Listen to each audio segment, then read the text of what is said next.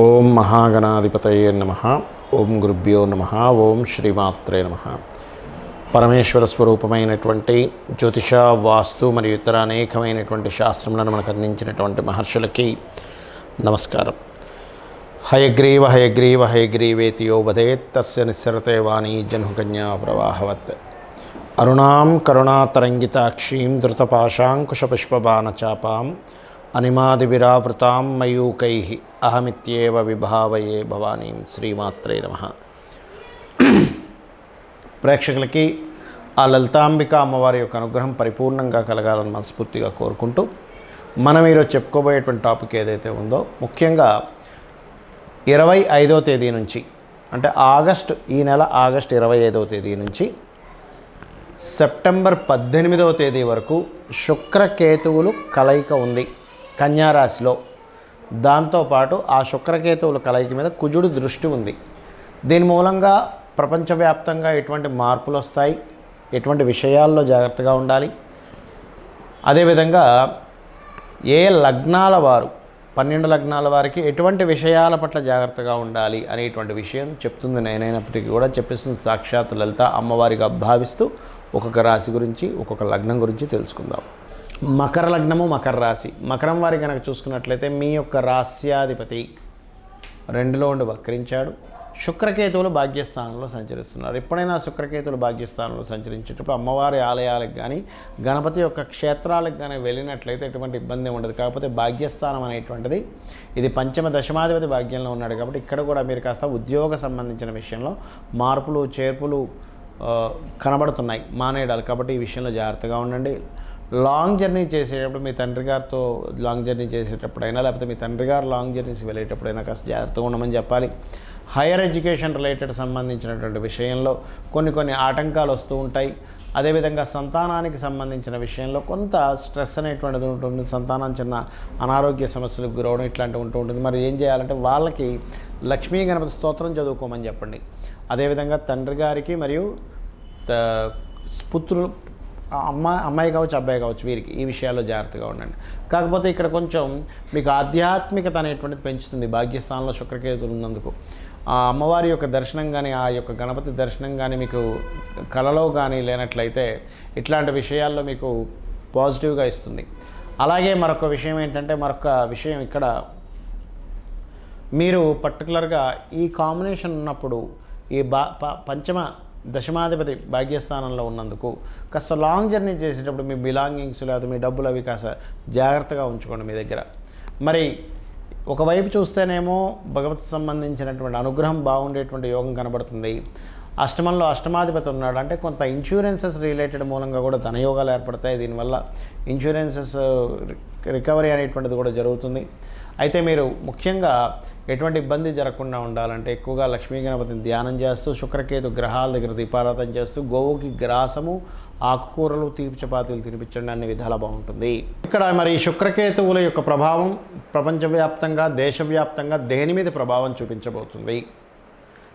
విచిత్రమైనటువంటి వైరస్ రావడం, అది ఒక పురుగు రూపంలో కానివ్వండి, లేకపోతే ఒక ఇన్సెక్ట్స్ రూపంలో, రకరకాల రూపాల్లో, లేదా కొంత సర్పాల రూపంలో, ఈ యొక్క రూపాల్లో ఈ నెల రోజుల పాటు ప్రపంచవ్యాప్తంగా, దేశవ్యాప్తంగా కావచ్చు, ప్రపంచవ్యాప్తంగా కావచ్చు, కొన్ని రకరకాల స్కిన్ రిలేటెడ్ ఇష్యూస్ రావడం, ఏదైనా పురుగు కుట్టడం వల్ల దానివల్ల కొంత స్కిన్ రిలేటెడ్ ఇష్యూస్ని ఎదుర్కోవడం ప్రపంచవ్యాప్తంగా జరగనుంది ఈ కాంబినేషన్ వల్ల, గుర్తుపెట్టుకోండి. ఇక రెండవ పాయింట్ ఏమిటంటే వాహనాలు ప్రమాదాలు. కాస్త వాహనాల మీద వెళ్ళేటప్పుడు కాస్త జాగ్రత్తగా ఉండాలి అందరూ కూడా. మరియు ఇది భూతత్వ రాసుల్లో ఈ శుక్రకేతువులు కలిసి ఉన్నారు కాబట్టి భూమికి సంబంధించిన డెసిషన్స్ తీసుకునేటప్పుడు అందరూ కూడా భూమి కొనుగోలు కానీ, భూమి అమ్మకం కానీ, ఈ యొక్క విషయాల్లో చాలా జాగ్రత్తగా ఉండాలి, గుర్తుపెట్టుకోండి. అలాగే కొంతమందికి సూసైడ్ సిమ్టమ్స్ ఉంటాయి. ఎవరో డబ్బులు ఇవ్వలేదని, లేకపోతే ఇంకొకరికి డబ్బులు ఇవ్వాలని, ఇలా సూసైడ్ సిమ్టమ్స్ ఉన్నవాళ్ళు పరిస్థితులు ఒక రకమైన ఘోరంగా స్థితికి వెళ్ళిపోతున్నప్పుడు సూసైడ్ చేసుకోవడం తప్పితే మరొక మార్గం లేదనుకునేటువంటి వారు ఈ సమయంలో కాస్త జాగ్రత్తగా ఉండాలి. అందులో ముఖ్యంగా స్త్రీలు మనకి ఒక సంఘటన జరిగింది కోల్కత్తా కేసులో.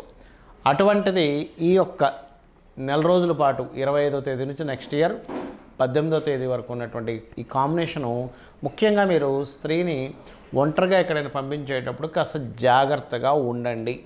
శత్రు స్థలాలకు వెళ్ళొచ్చు, లేకపోతే ఇప్పుడు మనం చూసాం అదేమీ హాస్పిటల్లోనే జరిగింది. అంటే ఏమిటి, అలాంటి సిచ్యువేషన్స్ శుక్రుడు ఎప్పుడైతే నీచబడి కేతువుతో శత్రుగ్రహంతో ఉండి కుజుడి చేత దృష్టి ఉందో ఇటువంటి ఫలితాలను ఇస్తూ ఉంటుంది. అయితే ఇక్కడ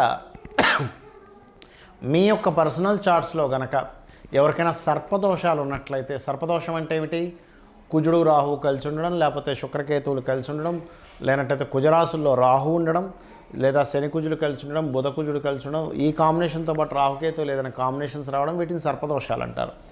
అలా ఆల్రెడీ మీ యొక్క జన్మజాతకాల్లో ఉన్నట్లయితే ఈ సమయంలో చేసుకోవాల్సిన రెమెడీ ఏమిటి అంటే, ముఖ్యంగా నవగ్రహాలలో కేతువు శుక్రగ్రహాల దగ్గర దీపారాధన చేయండి. Point number 1. రెండవది, గోవులకి గ్రాసము, ఆకుకూర, తీపి చపాతీలు, అంటే చపాతీ మీద నూనె వేయకుండా చక్కగా చపాతీకి తేనె పూసి గోవుకు తినిపించండి. లక్ష్మీ గణపతి యొక్క ఆరాధన చేయండి. అలాగే ఏదైనా స్త్రీమూర్తితో, అది స్త్రీకి కావచ్చు పురుషుడికి కావచ్చు, గొడవ రాబోతుంది అన్నప్పుడు కాస్త జాగ్రత్తగా ఉండండి. అందులో ప్రధానంగా ఈ సమయంలో సినిమా ఫీల్డ్ వాళ్ళకి కాస్త దెబ్బ పడుతుంది. దీనివల్ల సినిమా ఫీల్డ్ వాళ్ళకి కొన్ని అనుకోని సంఘటనలు ఎదుర్కోవాల్సిన పరిస్థితి వస్తూ ఉంటుంది. ఈ శుక్రుడు సినిమాలకు కారకుడు కాబట్టి ఈ నెల రోజుల పాటు కాస్త జాగ్రత్తగా ఉండాలి. బ్యూటీ రిలేటెడ్, ఫ్యాషన్ రిలేటెడ్, ఎందుకంటే శుక్రుడు వీటికి కారకుడు కాబట్టి ఆభరణాలు, అందానికి సంబంధించినటువంటి ఏవైనా సరే షేర్స్ కొనడం కానీ, ముఖ్యంగా షేర్ మార్కెట్ సంబంధించినటువంటి విషయాల్లో ఫ్లక్చువేషన్స్ మొదలవుతాయి. ఎందుకంటే ఇక్కడ బుధరాశుల్లో ఉన్నటువంటి శుక్రుడు చెప్పాలంటే, కాబట్టి ఈ కాంబినేషన్స్ ఈ రకంగా ఇస్తున్నాయి. కాబట్టి ఈ యొక్క విషయాల్లో కాస్త జాగ్రత్తగా ఉండండి. మరియు నేను చెప్పేది ఒకటే, మీ యొక్క జన్మజాతకంలో కనుక మీది ఒకవేళ కన్యా రాశిలో ఏదైనా పోర్ట్ఫోలియో మీ కాంబినేషన్ ఉన్నట్లయితే, మీ జన్మజాతకాల్లో, అంటే ప్రతి జాతకానికి ఒక్కొక్క జాతకానికి ఒక్కో లగ్నంలో పుడతారు, ఒక్కో నక్షత్రంలో పుడతారు. అలా మీ జన్మజాతకంలో కన్యా రాశి భావం ఏదైతే అయిందో అక్కడ ఏదైనా మీకు పోర్ట్ఫోలియో పడ్డట్టయితే ఆ భావ సంబంధించిన విషయంలో కాస్త జాగ్రత్తగా ఉండాలి. అంటే అలాగా మీరు సింహలగ్నం అయిందనుకోండి, ధన సంబంధించిన విషయంలో, కన్యాలగ్నం అయితే మీరు న్యాచురల్గానే కొంత వైరాగ్య సంబంధించిన విషయాలు వస్తూ ఉంటాయి. అదే తులాలగ్నం అయితే 12వ స్థానం అవుతుంది కాబట్టి ఇన్వెస్ట్మెంట్స్ విషయంలో, వృశ్చిక లగ్నం అయితే వ్యాపారాల విషయంలో, ధనుర్లగ్నం అయితే కాస్త ఆరోగ్యం విషయంలోని మరియు ఉద్యోగం విషయంలో ఇలా చూసుకోవాలి. అంటే లగ్నం నుంచి అది కన్యారాశి అనేది వెళ్తుంది, మీకు ఎన్నో భావం అవుతుందో ఆ రకంగా చూసుకోండి. అయితే ఏదేమైనప్పటికీ కూడా పరిస్థితులు ఎలా ఉన్నా, గోచారంలో ఏ గ్రహాలు ఎలా తిరుగుతున్నా మీ పర్సనల్ చార్టే ముఖ్యం. అంటే మీ పర్సనల్ చార్ట్లో లగ్నం నుంచి 12 భావాల యొక్క స్థితిగతులు ఎలా ఉన్నాయి, ఏ మహాదశ అంతర్దశలు నడుస్తున్నాయి, దానికి మీరు ఆ మహాదశ అంతర్దశ నాదుడు ఎటువంటి ఫలితాలు ఇస్తున్నారు, దానికి తగ్గట్టుగా మీరు ఎటువంటి యాక్షన్స్ తీసుకుంటున్నారు, మీ లైఫ్లో ఎటువంటి నిర్ణయాలు తీసుకుంటున్నారు అనే దాని మీద ఆధారపడి ఉంటుంది. మరి జాతచక్రంలో అది దానికి తగ్గట్టుగా అది నడుస్తున్నప్పుడు నేను కొత్తగా తీసుకునే నిర్ణయం కానీ అది మారుస్తుందా అంటే ఖచ్చితంగా మార్పు ఉంటుంది. ఎలా అంటే జ్యోతిష్ శాస్త్రం అనేటువంటిది మీకు ఒక తోవకి ఒక లైట్ లాంటిది. అంటే మీరు వెళ్ళేటువంటి దారి మీకు జ్యోతి వెలుగుని చూపిస్తూ మీ దారి ఎలా ఉందని చూపించేది జ్యోతిష్ శాస్త్రం. కాబట్టి ఇక్కడ ఈ మలుపు ఉంది, ఇక్కడ ఈ ముళ్ళు ఉంది, లేనట్లయితే ఈ గొయ్యి ఉందని ఎలా అయితే మన లైట్ ద్వారా ఎలా తెలుస్తుందో, ఈ సర్పం ఉందని, అలాగే మీకు ముందుగా ఈ యొక్క విషయాలను తెలియజేస్తున్నా.